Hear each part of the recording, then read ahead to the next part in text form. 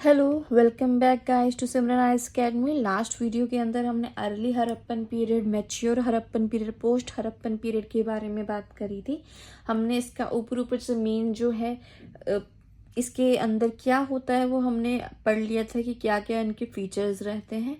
इसी के अंदर आपको हम नेक्स्ट वीडियो के अंदर मैं आपको बताऊंगी कि मैच्योर हड़प्पन पीरियड के सोसाइटी, रिलीजन, बरियल सिस्टम क्या था, पॉलिटिकल ऑर्गेनाइजेशंस किस तरीके से बन रही थी, और थ्योरीज क्या है उसके सिविलाइजेशन के डिक्लाइन होने की, क्या हम एक्सेप्ट करते हैं और क्या हम डिक्लाइन करते हैं इसके सिविलाइजेशन की डिक्लाइनेशन के ऊपर।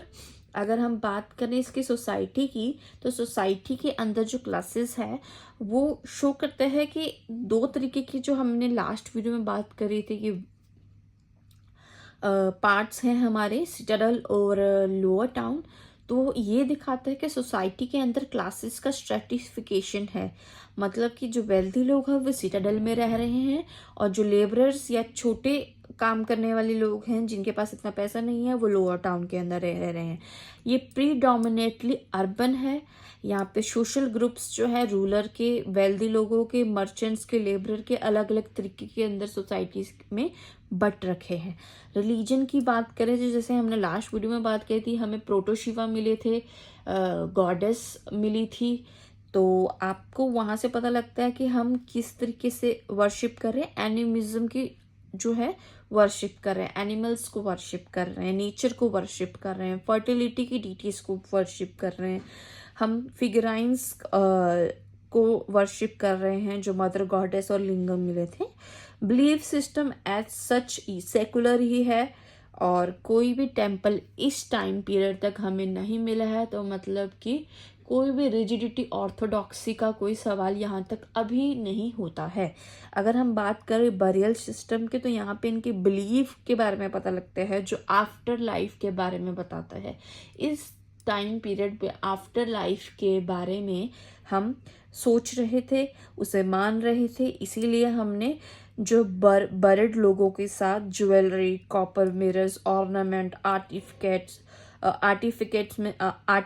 के अंदर पॉटरी वगैरह हम बरी कर रहे थे साथ में, जिससे वो नेक्स्ट जन्म में जो है अपने वेल्दी पैदा हो, गरीब ना हो। ये एक बिलीफ सिस्टम जो था, सुपरस्टिशन, उस टाइम पे दिख रहा है।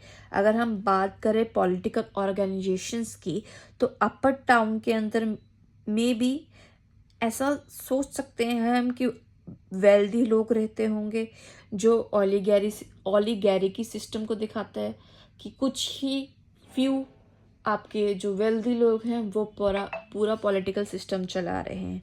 और जो लोअर टाउन है वहाँ पे रहते होंगे आपके लेबरर्स जो काम करते होंगे, और वो मोनार्क्स की, जो ओलिगैर्क लोग हैं, मोनार्क्स हैं, उनकी बातें मानते होंगे। और अगर हम बात करें डिक्लाइन की, तो हम क्या एक्सेप्ट करते हैं, जो आपका है हड़प्पा पीरियड किस तरीके से डिक्लाइन हुआ होगा। उसमें है climate change, continuous back to back droughts आए होंगे, इसलिए लोकल जो लोग हैं वहां से जाना शुरू हो गए। ठीक है, रिवर कोर्स बदल गई होगी जिसके करके डिस्ट्रक्शन आया हो सकता है ना। जैसा कि हम अभी भी देखते हैं कोसी रिवर के कारण, रिवर कोर्स के कारण कितना प्रॉब्लम्स होती हैं, क्या पता वहाँ पे ऐसा भी कुछ हुआ हो।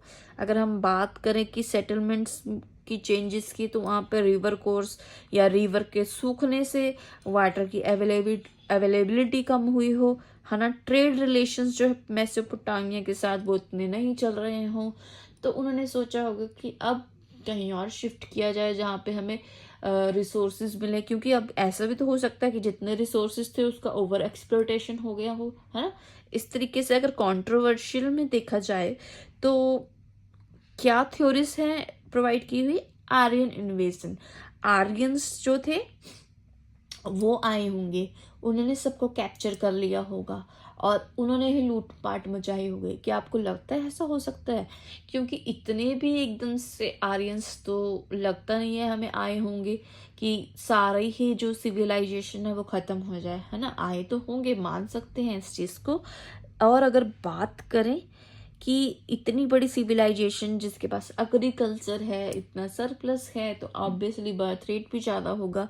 वहाँ पे कुछ आर्यंस के आने से जो है आपकी सिविलाइजेशन डिक्लाइन होने के कारण जो है वो कम लगते हैं। अगर हम करें internal decline, socio political collapse या फिर इंटरनल कॉन्फ्लिक्ट्स के करके, तो वो इतने भी बड़े स्केल पे जो है नहीं हमें लगता कि हुआ होगा, जिसकी वजह से जो पूरी सिविलाइजेशन है वो ही डिक्लाइन हो गई हो।